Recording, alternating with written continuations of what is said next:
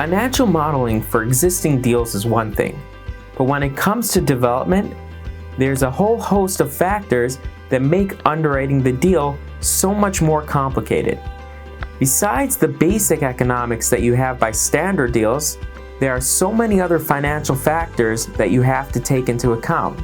Things like permitting and approval periods, construction completion timing, lease-up projections, building dynamic reserve schedules, and building out a schedule of funding priorities.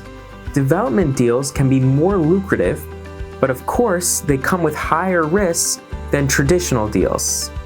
That's why you really need to know and understand the financials of a development deal before you enter into it.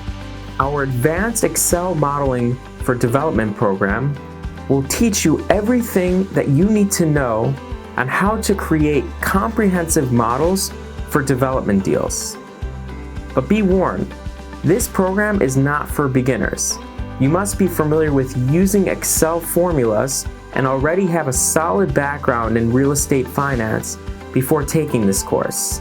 In this program, we're going to walk you through how to build a development model from scratch using Excel.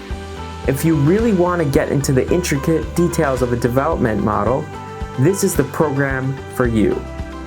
I'm really looking forward to getting started, and I can't wait for you to join us.